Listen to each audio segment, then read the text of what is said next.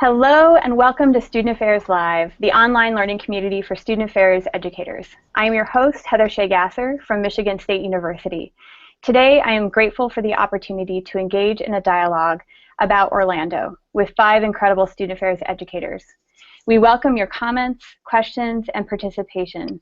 You can follow along on the back channel and tweet to the hashtag HigherEdLive to engage in the conversation. Thank you so much to Valerie Horeska and Alex Sylvester for helping moderate that back channel today. In a moment, I'll introduce you to those 5 individuals who have joined me today, but I first need to acknowledge and thank those who make Student Affairs Live possible. First and foremost, I want to acknowledge my partner and friend, Tony Duty, my behind-the-scenes supporter and the primary coordinator of this episode while I was on a doctoral fellowship in the Netherlands for the past 3 weeks. Simply, this episode would not have happened without Tony. Higher Ed Live is produced by M. Stoner, a marketing and communications firm that works with education institutions on branding, strategy, web design, and more. M. Stoner is offering a free webinar on visual design for digital stories on July 20th. Do you know how strong visual design supports storytelling? In this webinar, M. Stoner will explore principles for creating visual interfaces that encourage reading, exploration, and interaction. Registration is free, and we're tweeting out a link shortly where you can sign up. Student Affairs Live is also exclusively sponsored by ACPA, College Student Educators International. ACPA believes that Student Affairs Live is one of the many ways you can be innovative with your professional development. Do you have fiscal year 2016 funds you need to spend? Registration for ACPA 2017 in Columbus, Ohio is now open. We're tweeting out a link now where you can register today. So on with today's episode. My primary aim for today's show is to provide a space and a place for conversation and dialogue about the shooting in Orlando and the aftermath that's reverberating across the country, and indeed, as I witnessed in the Netherlands, the world. Today's episode is a part of a wider conversation, and I acknowledge and recognize that support is in existence in many other places. However, as a higher education and student affairs community, it is imperative that we come together with an ethic of care to support each other and our students. I want to also acknowledge that there are voices, perspectives, and identities who are absent from this panel today. And I want to identify my own positionality as host, a white cisgender woman who uses she, her, hers pronouns. I recognize the privileges I hold based on these identities, which may allow me to disengage and face few implications for doing so. For those who fear that, I want to encourage you, despite personal fear that we might say the wrong thing, we need to break silences and talk about how we show up in these conversations and support each other and our students. So I appreciate the 5 individuals who are joining me today to engage in the conversation, and to the Higher Ed Live Network for allowing us to use this platform for support, healing, and maybe social change. So thank you so much for joining me. I have on the episode today Mamta Akapati. Hello, Mamta. Hi. Amer Ahmed. Hi, Amer. Hi. Stephanie Bondi. Hello. Hi, Stephanie. Oh. Sydney Love. Hi. And Chakor Martin. Good morning. Hello. So please visit the link that we're tweeting out now for their detailed bios, and let's get on with the discussion. So I'd like to start with each of you talking for a moment, a sentence or two, about your initial reaction to the shooting at Pulse in Orlando. And maybe during that reaction, you can talk a little bit about how this reaction may be similar or different to when you heard about other tragedies. So we're going to start with Mamta. Okay, so hello everyone, and thank you, Heather. Of course, it seems like these types of things are happening more and more frequently, and that generally gives me a lot of anxiety and pain in my heart. And I am from Orlando, so Rollins College is in the Orlando area. To give everyone context, this is a 5-mile radius of our institution and my home as well. And so, and I was in Washington, D.C., and the day before I had just experienced the Pride parade in D.C., and I think I'd even just kind of reflected on that. And then the following morning I woke up to this, and so, we activated pretty quickly in our institution. But so I was shocked and very sad and frightened. And my very almost instant secondary reaction was, please don't let the shooter be one of my people. Because I also know the ripple effect that happens, when around that. And whether that's right or wrong, I mean, that's something that's kind of a part of my identity now, is that immediate secondary reaction. And then this time, I think the reaction for me was different because it was my hometown, and how that affected our community overall. So there was kind of a different sense of space and place because of that. Thanks so much. Amer. Yeah, well, actually, I can relate to a lot of what Mumta just shared. I ironically was also in D.C. around Pride activities as well when I first heard about it. And for me, it was kind of a trickle in of information. I think that was true for a lot of people, but obviously I was horrified to hear about it. And then again, to hear kind of the different layering of identities that ended up being factors, and the way in which some of that was foregrounded and backgrounded, and also sharing the concern of not wanting it, on top of my concern for the victims, hoping that it was not somebody who would be identified as Muslim, and then finding out that to be the case, and knowing that the implications of what that is for my community and people who look like me, and the way in which we oftentimes get grouped in. And so yeah, it's been a sense of horror and concern, and even just being with a partner who was Latina, who actually knew one of the victims and worked with them, who was a student affairs professional. It's been an upsetting experience, and then again the layers, and finding out around the immediate desire to pit LGBTQ identity in opposition or in conflict with Muslim identity has been concerning, and then we see that it's much more complicated than that. Yeah. Stephanie. My reaction, I'm ashamed to say, at first I didn't have much of a reaction. Of course, I heard about it and I thought that's horrible, but then I went about my daily activities, and it really wasn't until I had occasion to speak with a queer person of color about the shooting, and I was reading about people's reactions on social media, that I really recognized the type and the magnitude of the impact on people. And I would say that this is a fairly typical response for me to bias incidents. Maybe I don't notice the impact right away because of my many privileged identities. I identify as cisgender and white and straight, and so it's not really a surprise.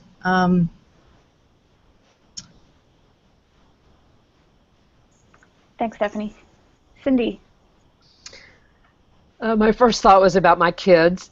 I think my son, who identifies as gay, and I know has been in many of those bars just like that on evenings because he loves to dance, and so it's kind of there. And then the next piece for me, I thought about Metropolitan Community Church in New Orleans, which of course was, the 32 members of that church were burned in the upstairs lounge in New Orleans in 1973 by an arsonist who targeted them as LGBT people who were celebrating Pride. That's actually why they were there.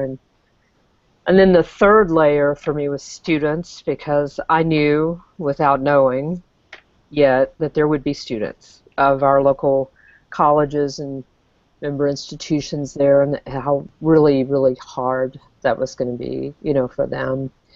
And then I think sort of this fourth piece is, just being an activist myself and appearing in a lot of public spaces and being gay and knowing that I tick off a lot of people sometimes about what I say about things.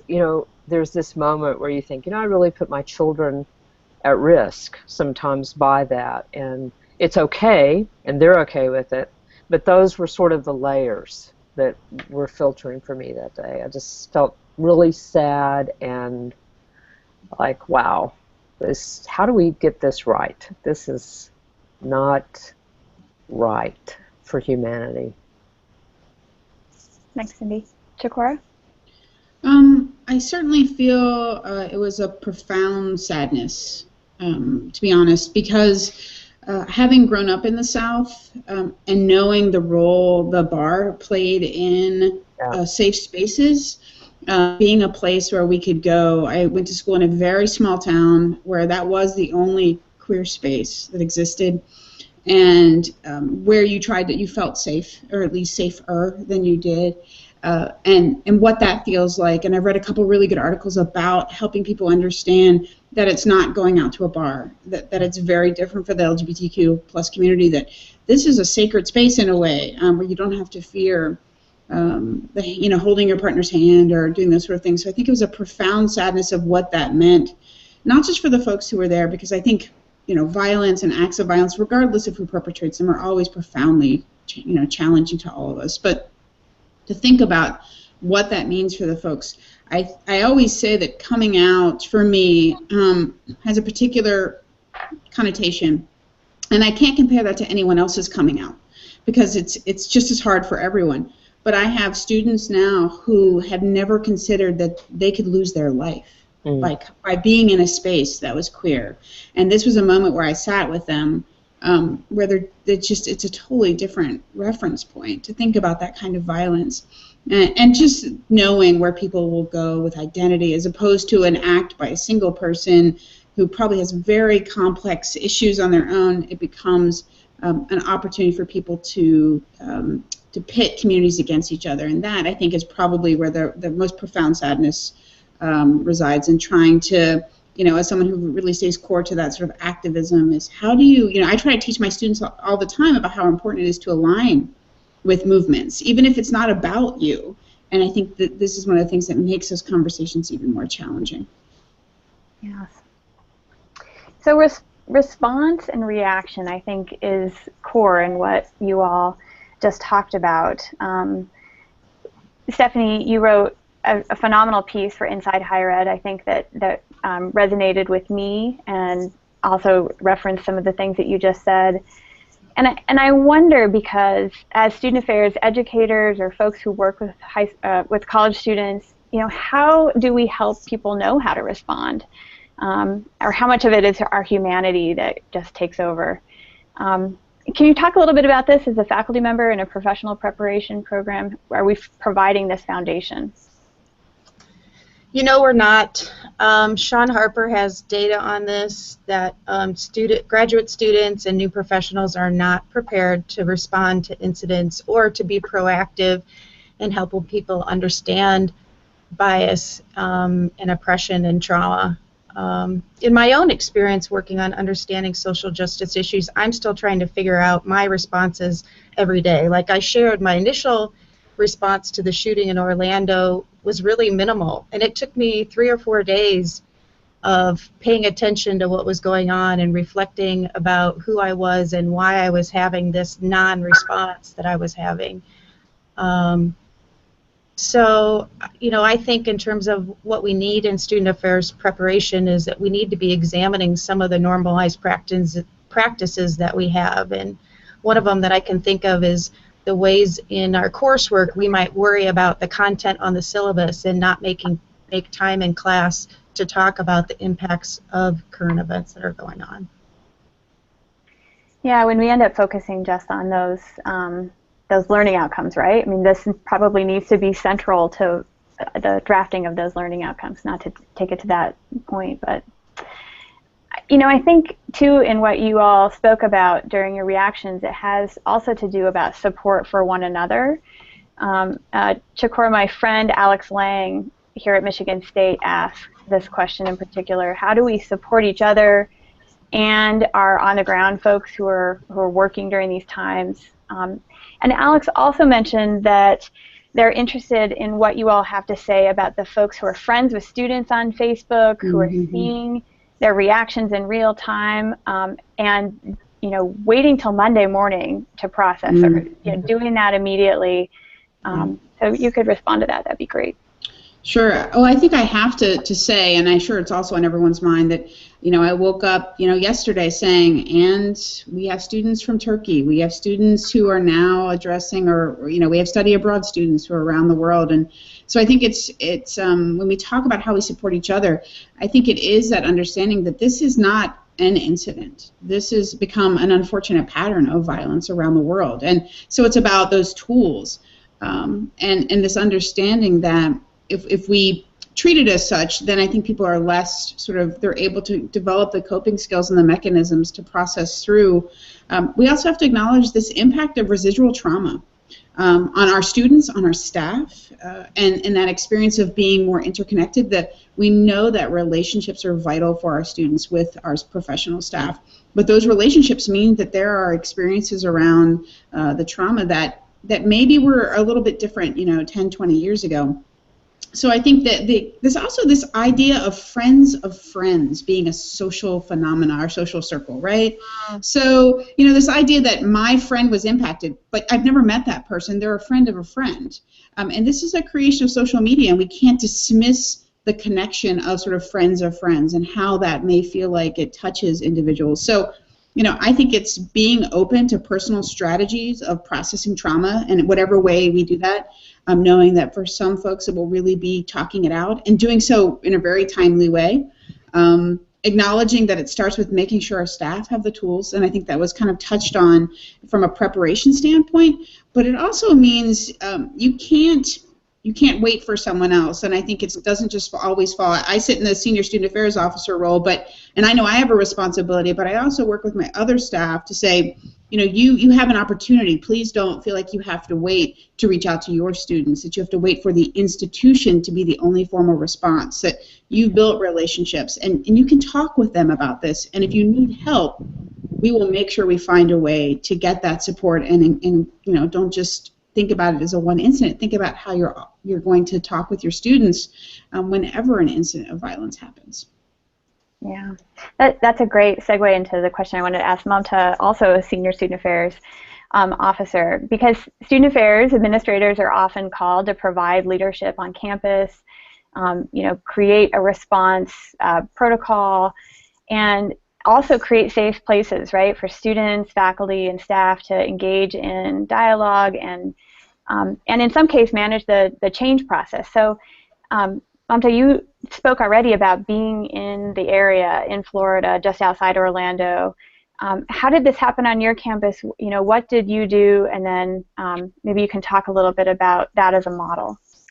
So I'll start first with I have really awesome teachers, so I want to acknowledge them. And so Larry Roper, who's a mentor to me and a prior supervisor when I worked at Oregon State, he would often encourage us to think of student affairs as we are the conveners of high-stakes conversations at our institutions. So I've kind of taken that learning and kind of carried that with me. And so, but that means preparing our organization. So that's not just around very serious moments like this. That's always, how do we convene the community for the appropriate high-stakes conversations? That's preparing students to be citizens of the world, and I think that that's critical to the work that we do. And I'm really thankful I work with really amazing colleagues at Rollins. So again, as I shared with all of you, I was in DC. Our Dean of Students reached out to all 8 o'clock in the morning. So we had a team activated at 8 o'clock in the morning. I think we had a campus response ready even before the mayor of Orlando had addressed the city. And because we knew, again, proximity, all of those things, just the way that it impacts our community, it would be different. And so like many communities do during times like this, I think it's always important to have time and space for healing and for people to come together. And so we had a campus vigil.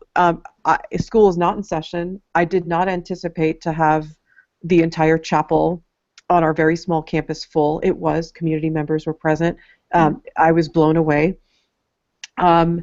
We also then very immediately began engaging with the community. So we began talking about, okay, what resources are needed? They need people to give blood. So we were able to actively provide information for people to be able to support in ways that could help the healing process and for us to engage as a community. So everything from giving blood to the One Orlando Fund that was created for people who wanted to donate financial resources. Our counseling team activated like around-the-clock counseling services, and so a significant amount of Rollins counselors and alums supported that effort. And we have a lot of work to do. This doesn't stop here. So we will have dedicated education and service events in the fall when our students come back. We have an event where all first-year students do service. And so our theme for our service day is going to be dedicated to Pulse victims and families. And then we also had time and space for student affairs folks and staff. We worked with HR to have 2 events on campus during that week so that our community could talk. I think when I think about what our role is at the cabinet level, so for cabinet level student affairs officers, I think we have to shift how we do our work. And so I think, I think we work along this continuum of reactive to affirmative. And Heather, there's that piece. And so we are the group that people rely upon to react to things. We do that really well. And my nudge for all of us is, I think we need to, while we need to show how we react, or while we do the reactive work well, I think we can't forget the responsive, preventative, and then the affirmative work. And so what I mean by that is, where are we creating purposeful, intentional experiences where our students are cultivating their sense of agency in how they contribute to just communities? Where are we teaching empathy? Where are we teaching cultural humility? That is also part of our work. I don't want to be known for the person who can always solve campus problems. Our work is about creating just communities. And so ask the right question, then you'll get the right answer. And so if we're asking and preparing students how not to do things versus like how not to be offensive or how not to hurt people, I think we need to shift the question to how can I contribute to creating the community where everybody's dignity is intact. And I think that is our work, and we need to convene in partnership around that very work. I also think we need to transcend student affairs, so we need to commit to the entire community. I love that we were able to work with HR, and they were thoughtful partners in this. And I mean, our institutional leadership approach was really, really awesome. Thank you so much for sharing that. And I think that slide, we're going to tweet out an image of it as well, because I think it really, at least for me, kind of articulates really effectively the things that maybe we need to also focus on in addition to being good responders. So Cindy, I'm also curious about some of the conversations that I've had. I've talked to a few folks who, in the wake of this incident, this tragedy, are struggling to kind of get their head around the core issues, right? Is it guns? Is it homophobia? Is it Islamophobia? Racism? There's a lot to unpack and process. And so for folks with privileged identities like me, we can disengage, as I've mentioned earlier. So how do we keep people who are feeling this way engaged in the conversation and able to understand kind of all of the issues? And then talk a little bit about what are the implications for those who choose not to participate? Well, I'm going to start with the implications. There's this quote that I love, "We are as sick as our secrets." And it seems harsh, but the truth is the things that we choose to hold inside ourselves and not deal with doing our own work and in relationship with other human beings in our lives creates inside of us an unhealthiness. And so I'm of the belief that even when you're totally uncomfortable and you don't know what to say and you're scared that you'll say the wrong words and people will, slice and dice you on social media, whatever it is that you're afraid of, you still have to recognize that the central organizing principle of the work that we do and the reason that we live is human dignity. And in order to achieve that, we have to be willing to be in relationship. So we have to push ourselves. I think the second thing for me is that as student affairs professionals, and I'm sort of with MOMPTA, as controversial as it is, I think sometimes just having that identity creates this idea that our job is to react, respond, clean up, move on. All right, these are things that get into a cycle, and the reality is, in these situations, we are actually human beings in relationship inside communities, in a particular slice of the community, maybe. But our silence and our inability to work, to do our own work and work with other people, creates an ongoing oppression, both of ourselves as individuals within that community and the individuals outside. So, if nothing else, Orlando for me, maybe it's because it touches my identity very directly, but Orlando for me is sort of this moment to say, if we're really not doing this in relationship with one another in this profession we hold dear, surely this is a moment that we could say, okay, stop, we're going to do this differently. At least that's my hope. Thank you, Cindy. I want to also talk about kind of all of these overlapping issues, and maybe you can speak more about some of the concerns around the discourse that conflates and combines issues, for the sake of pitting one group against another. How can we be not only critical of this discourse and cut through the messages in order to help our students? And maybe you can offer a unique lens on this.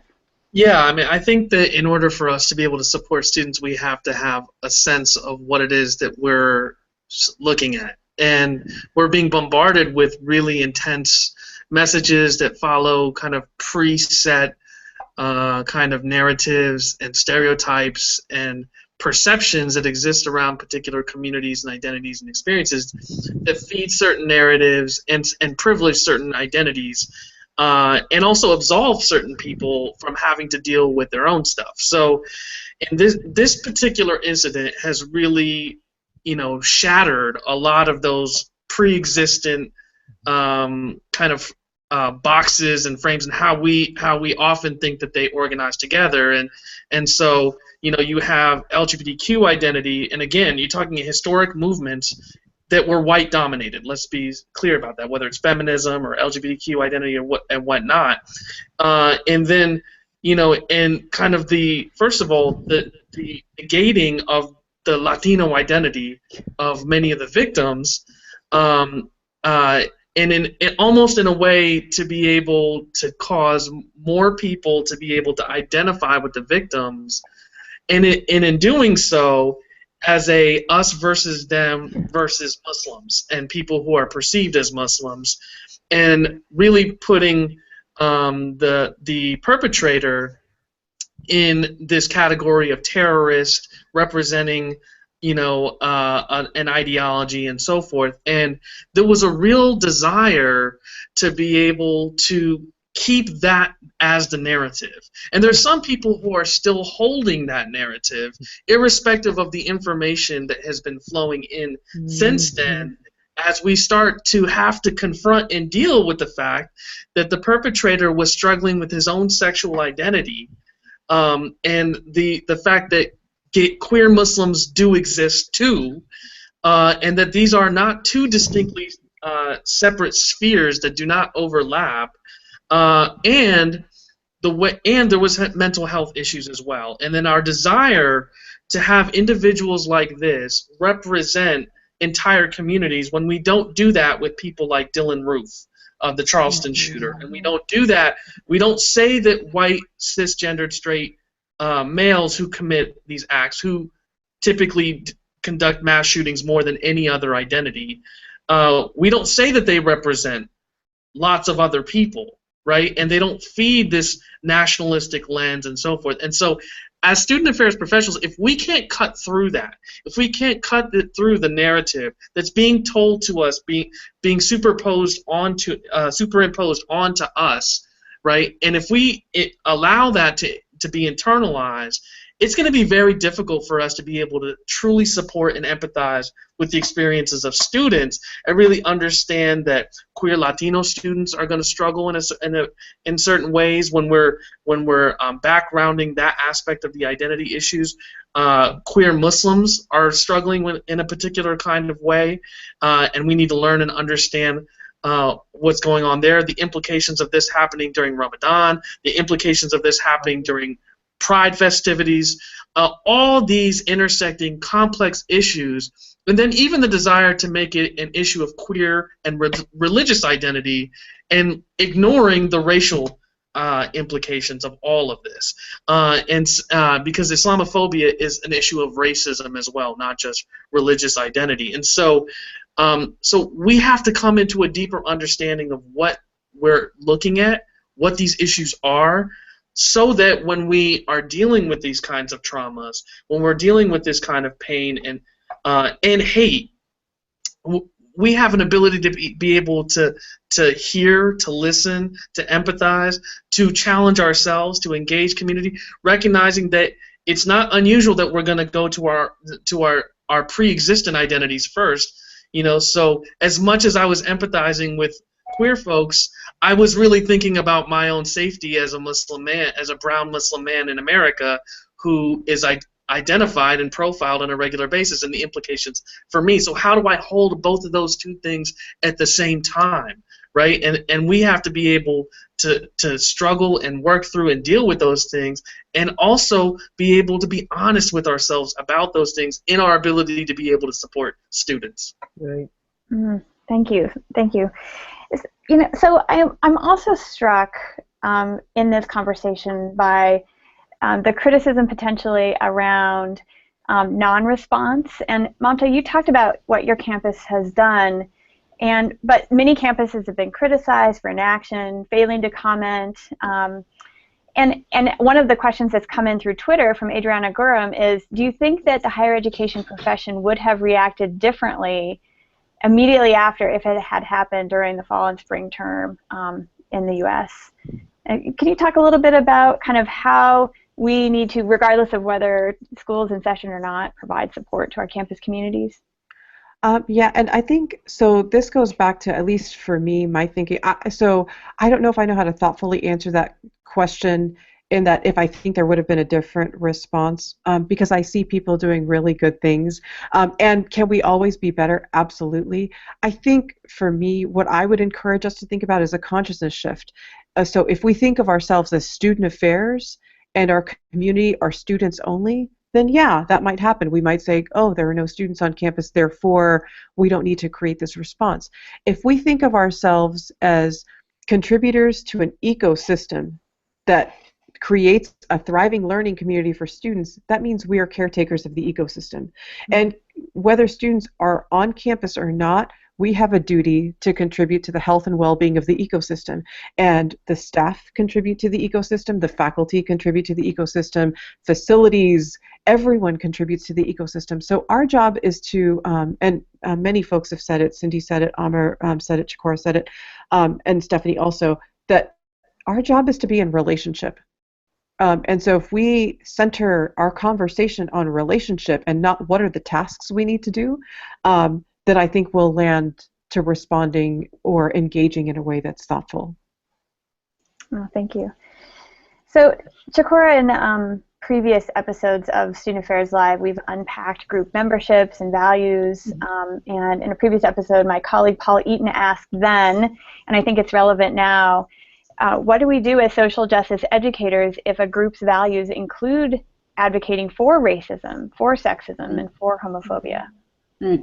So I want to just acknowledge, too, I think, Admir's point and how important it is we name sort of what was going on in that space, that it's a queer club, that it's Latinx night, that there's these, an individual who's identified as Muslim. I mean, there's this intersections of how we like to say why. I think whenever an act of violence like this happens, we always go, why did this happen? And that's a bit of human nature, but because of the way our society conflates and frames these identities, we have a hard time unpacking that. And I think this is similar when we talk about a group's values or an individual's values around racism and sexism and homophobia. And I'm sure my colleagues have also had many conversations with their students around what does it mean to really think about one's core values. I think that's a big responsibility when you come to college. I mean, it's one of, I say, the benefits and opportunities is to really look at your core values, what you come to the table with, what you believe in, and how important that is to your own identity. It doesn't mean you're going to change them. It doesn't mean we devalue your culture, your family,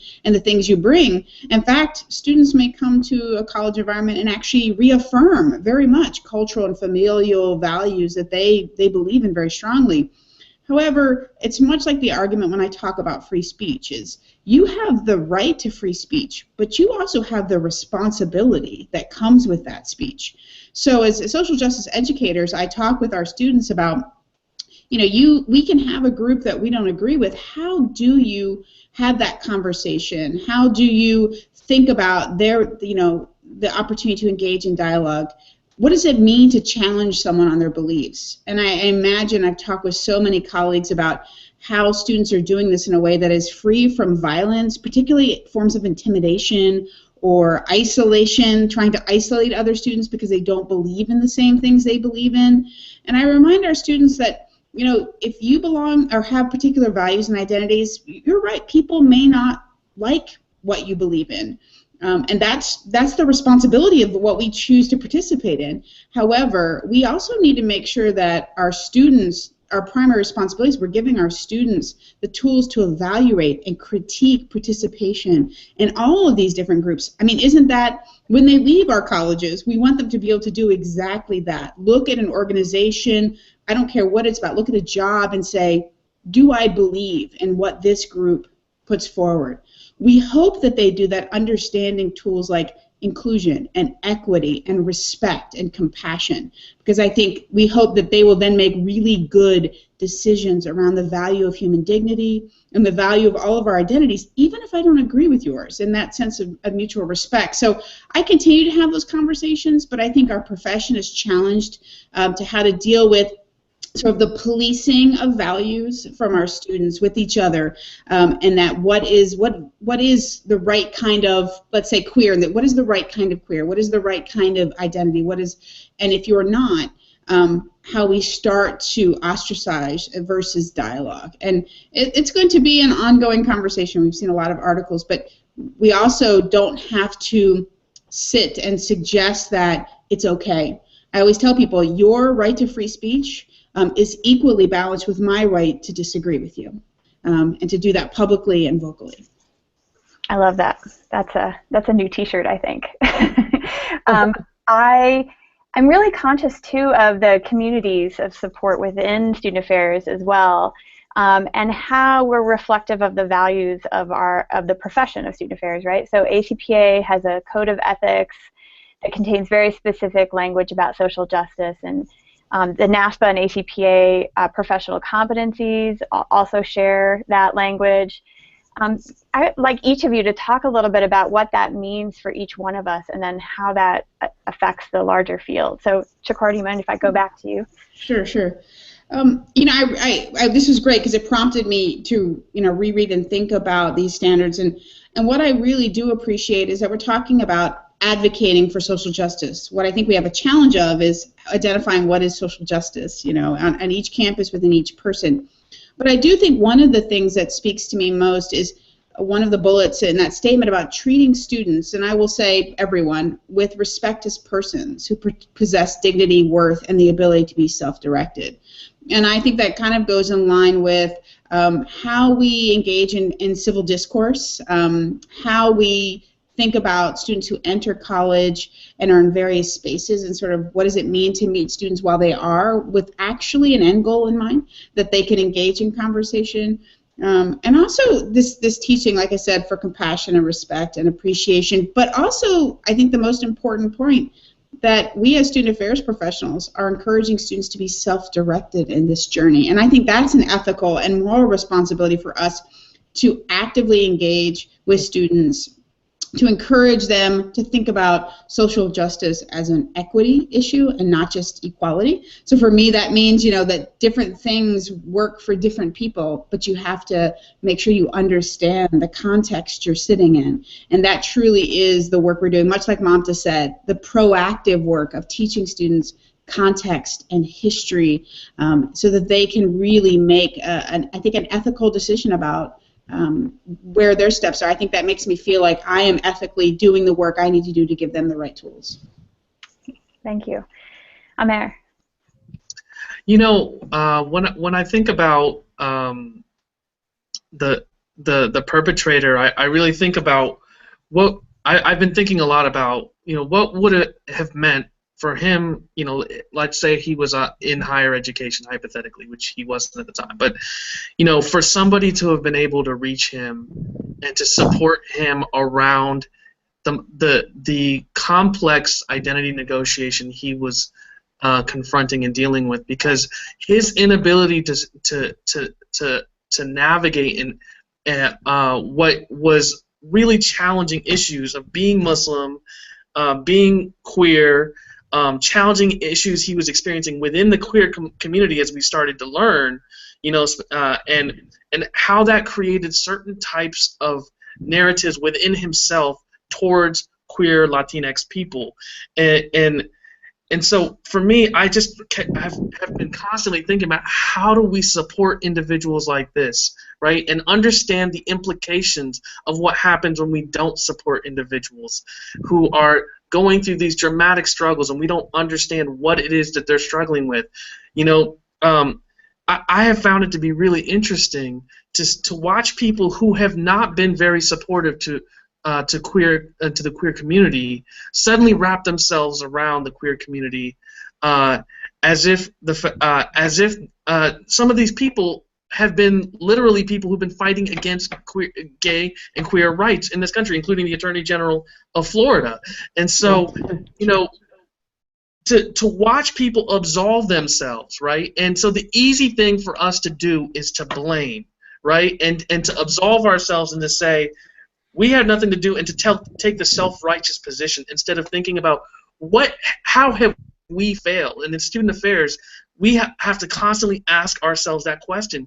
What is it that we need to do a better job to support students in navigating and dealing with the really complex issues that they're facing and dealing with, and to not over-intellectualize these ideas with the language of social justice and not really understand how that actually sits in people's lives, right? And how do we go about meeting people and creating those spaces and understanding what their needs are, and then building policies, practices, and procedures. I really appreciated the mentioning of self-directed learning and helping students really and supporting students and developing their own ability to navigate who they are and in their learning, and not try to dictate what it is that we think that they need to learn and understand based on it, because that's informed by our own experiences and our own identities, right? And I think part of the backlash to a lot of social justice work that's happening in higher education has been the over-intellectualizing, the oppression Olympics,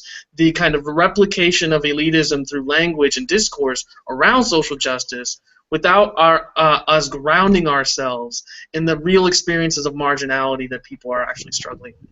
Mm-hmm. Thank you. Thank you. Stephanie, can you also respond and maybe also build into your response a question that Jeremy Van Hooser has asked about the role of professional preparation and how we respond and support our students while we are also healing ourselves, and how that relates to ethics? Sure. You know, when I was listening to Amir talk about the over-intellectualization, you know, I'm a big nerd. I've been socialized to be this intellectual, getting my PhD, and so I often find myself in that headspace thinking about things, and sometimes because of my experiences and my background not experiencing a lot of oppression, I don't get very far with that, because I relate back to my own worldview and my own ways of understanding the world, and so I kind of get stuck. But I can always go to my heart and feel like I can find a place where I get direction, where I know that something doesn't feel right, that someone is being treated unjustly, that that things aren't as they could be. They aren't the way I would want them to be. That someone is is hurting. And so I can always come to the heart and get some direction and grounding. But we don't talk about that in the academy, right?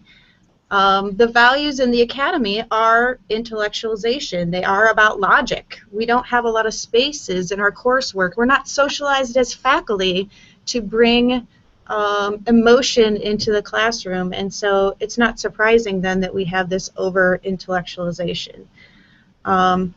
You know, when it comes to the ethics and the standards, I think that everybody has their own interpretation of what they mean. That's my experience when it comes to social justice. Everyone creates their own definition and meaning.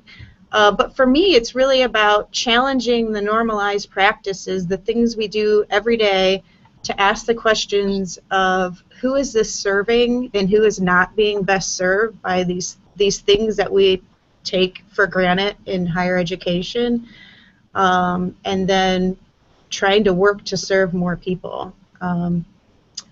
So in terms of Jeremy's question, you know, finding support for ourselves as faculty members, I know that most of my support comes from other faculty members and other student affairs professionals who have similar values and interest in working for social justice, and I usually make those connections through professional organizations, or I have some relationships from my preparation program, so I encourage people to build up their communities.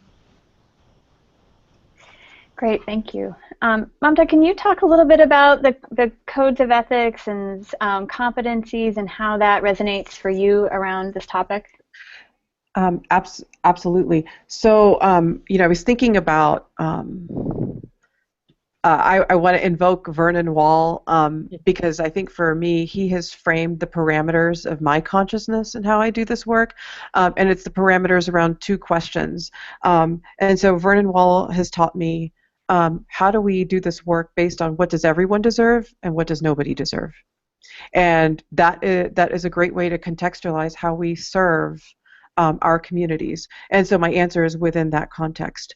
And so for me, I think we have to start with doing our own personal work. I want to underscore the stuff that's been said already and add to it in that I think we have, I think our theoretical frame, everything that we learn from an intellectual, individualistic frame, all of those things that make us intellectually excellent are amazing.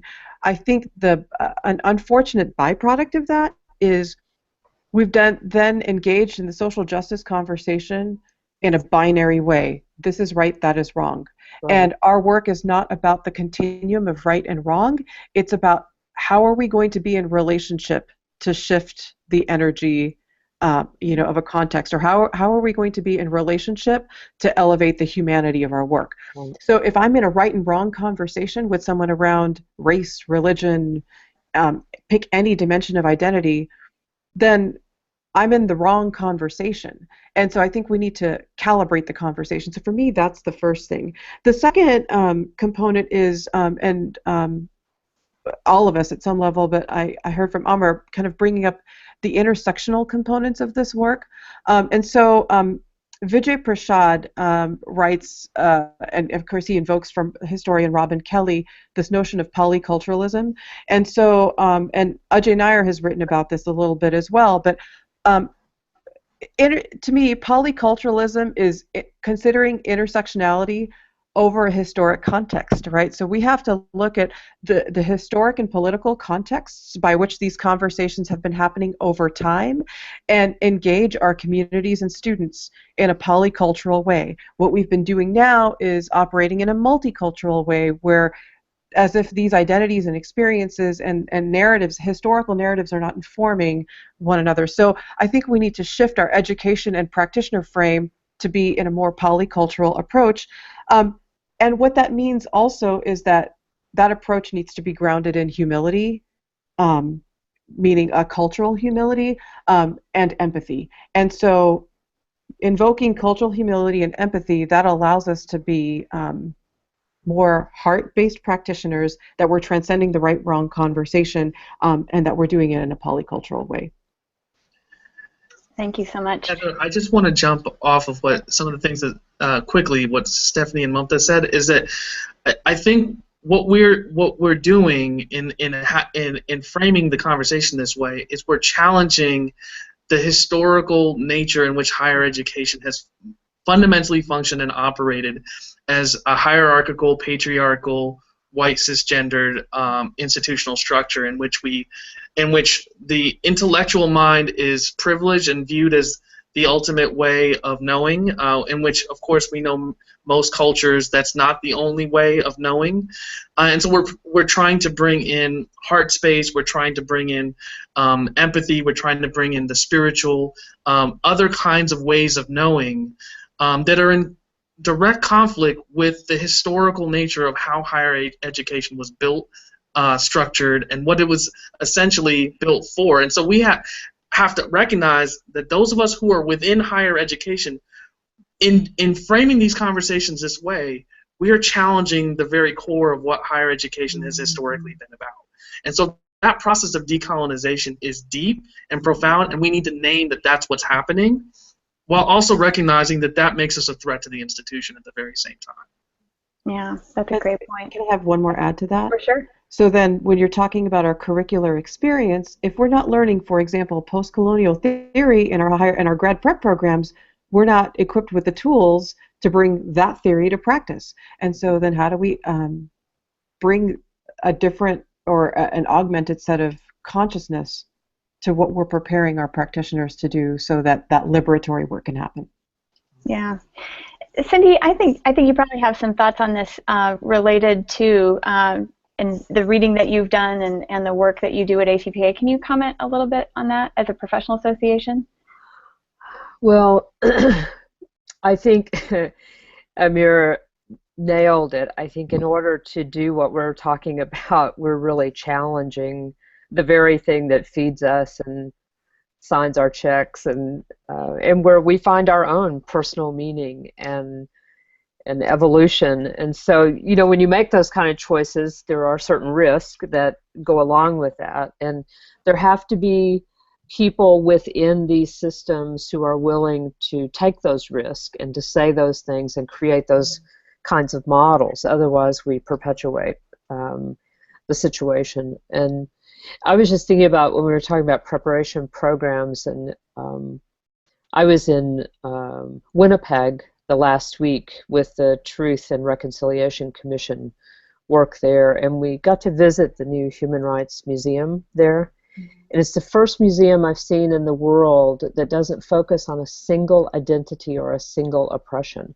It actually goes from the beginning of time forward and links all of them together in the way that each of you were talking about. And I was thinking about, when I was there, how incredibly valuable it would be if students had that sort of experience, that holistic frame for the work.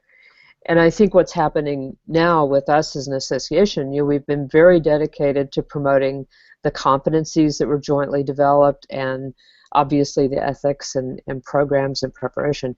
But we see that all of that good work still presents us with a huge gap. Mm-hmm. And so what are we willing to do now to acknowledge that, which is part of Truth and Reconciliation, acknowledge that, and then figure out how to set that right? I think that's the challenge of today. And I'm feeling it pretty deeply as an association, because we are so binary in our thinking about right and wrong and good and bad, and the words we must use and the words we shouldn't use, and you know, really trying to figure out how to change that for all of us. The Little Prince would say it's a sweet responsibility, and right now it's feeling more like that thing that hangs around your neck and the historical spiritual text. You know, can we actually lift that off? I'm not sure. I hope. Thank you so much, Cindy. I want to take just a second and acknowledge the voices on Twitter that are noting the absence of a Latinx perspective from the panel, and just recognize that we realize that that's a gap among our knowledge. And I want to maybe target a question to you, Amer, about this, because I think in many spaces, Latinx voices are not amplified, particularly in LGBT spaces. And this gets to our conversation about intersectionality. This shooting seems to be largely about race. So how do we challenge white-dominated queer spaces to unpack whiteness? Yeah, well, I think that is a huge factor for why things played out the way that they did, because the reality is that the queer identity fundamentally plays out differently amongst people, various communities of color, than it does around whiteness, and a lot of the discourse has been framed around whiteness, both culturally as well as socially, and so. Even just the framing, and even if you notice what Cindy said around the good, the bad, even the framing, the binary of in and out, right, as a binary as well, that's a very Eurocentric framing. And so, for example, I'm going to use what my experiences from various parts of the Islamic world, in which I have seen the parameters of gender being much broader within heteronormativity, in which men can hold hands in public and women can hold, and so hypermasculinity and hyperfemininity aren't as intense within a broader parameter of heteronormativity, but the consequences of being beyond what is considered heteronormativity can be much more dire and much more challenging. And so this ties into the cultural framing of what happens within our communities, right? Around Latinx identity, around machismo, and around the way sexuality and gender are constructed around all different kinds of ways of engaging public transcripts. And so these kinds of issues have been marginalized within the idea of what queer identity is. And so when these spaces are created, there's a marginalization of particular groups and identities and experiences and narratives, and again, what have we always seen is the pitting of various marginalized identities against one another. And so what we saw within the perpetrator of this activity was a deep degree of hate that got cultivated towards Latinx individuals, right, based on his experiences, and again, the inability to cope and deal with the ways in which he was feeling marginalized, which was also coming from problems and challenges within the Muslim community as well, and the inability for our community to be able to be supportive and to be able to navigate issues around queer identity within our. So that's where the intersections end up playing out, and all of that is within the context of white supremacy. And so that's why whenever we operate around looking at the intersections, we have to hold the lens of how race functions and operates, and the way in which it is historically and continually pits communities against one another and cultivates hates. And then we want to label that in the broader public discourse as racism. No, that's hate, right? But racism connotes the structure, the historical structure of inequity that is causing communities to hate each other and identities and groups across different experiences. And so I just bring that forward to be able to say that as we move to more intersectional ways of looking at the work, it's really important for us to not lose that lens of race and racism and historically how that has played out in this country and how that's playing out in these particular communities and groups within a further marginalized identity of being LGBTQ. Thank you so much. We are unbelievably nearing the end of our time together, and I want to acknowledge we have probably 4 or 5 questions that we did not get to on this episode because the conversation's been fabulous, and thank you to all of you on Twitter who are engaging as well. I would love to move towards our final thought, and specifically around sustaining this conversation and continuing to engage, creating opportunities to take action. I think many of us have talked about how much work there is to do. So what is next for each of you? And if you have any resources that you'd like to share with those who are watching this episode today, we will tweet them live and then also post them in our website. So Cindy, will you start with final thoughts? Sure. I sent in a couple of links that I think might be helpful. One of them is to the blog that we brought out. The other is to a video that we did about Orlando. And in the blog, it contains some resources for people who are understanding how to deal with the trauma of this event for students who are returning to campus for the first time, who missed the time on campus during the event, and some of the research that's come out of public health on working through those issues. I think that might be important for practitioners. And I think for me personally, I'm trying to figure out how do we truly move from being technicians to being teachers. We claim that identity of educators. We often default to the technical aspects of what we need to do to fix, respond, react, the things that we mentioned. How do we actually elevate that now for everyone that we work with in community? So, thank you. Thank you so much, Cindy, for being here today. Amir, I'm going to go to you next. What do you have to say?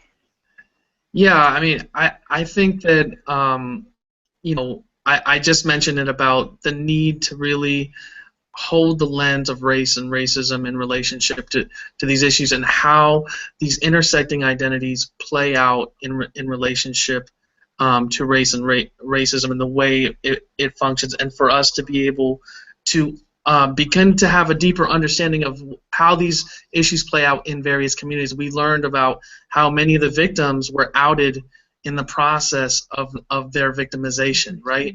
Because of the issues specifically within their communities that cause them to negotiate their identities and the issues related to that, the way in which they felt the need to do so. And so therefore families very much struggled in addition in learning about that type of information. And so going into the depths of the intersections, I think, is going to be critically important for us to be able to understand the experiences, the struggles, the challenges that students are facing in a very significant part of identity formation in terms of young adult development.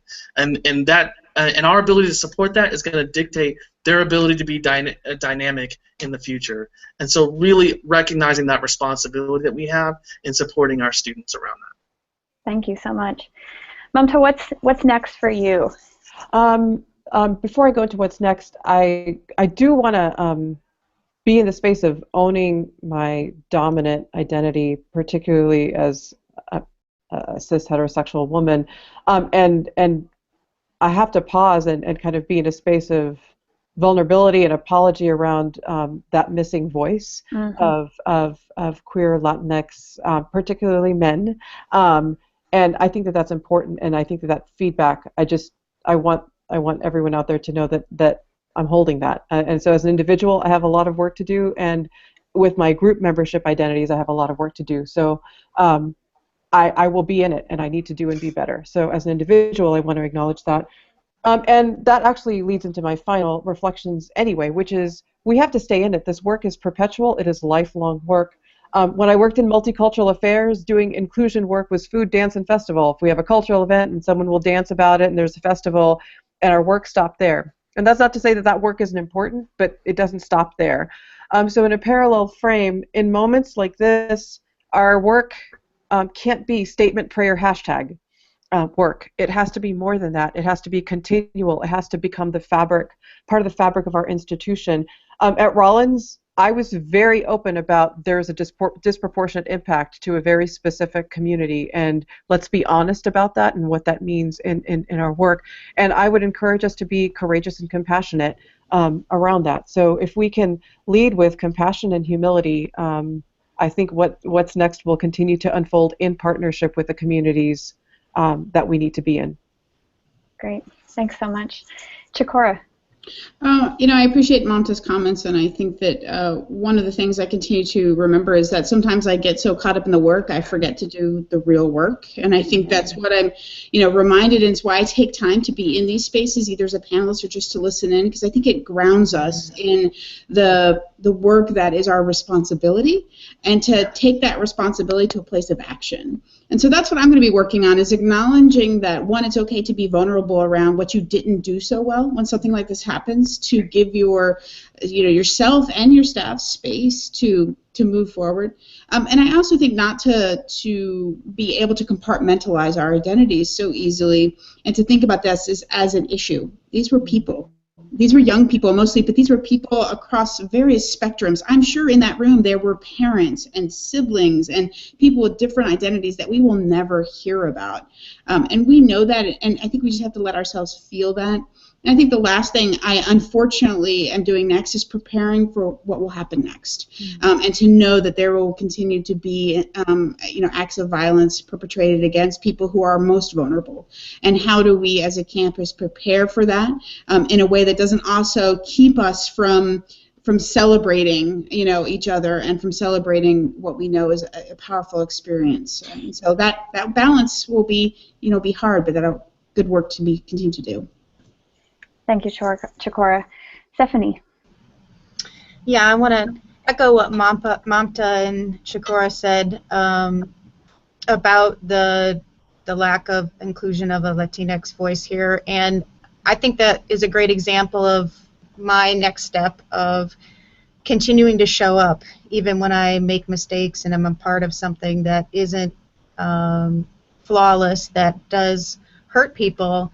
That I have to keep learning from that and keep showing up. Great. Yes, as host, I take responsibility for that lack of voice, and so thank you to all of you for speaking about that, and to those of you who are watching on Twitter, I appreciate that feedback very much. So to all of you on the panel today, thank you. I appreciate your time and all of the words that you shared with us, and your attention to this important issue, and your contributions to the community of student affairs educators watching. I would like to invite all of you to stay tuned for announcements about our July and August episodes. We will be posting those on the Higher Ed Live newsletter, which you can subscribe to on the website, and you can also preview.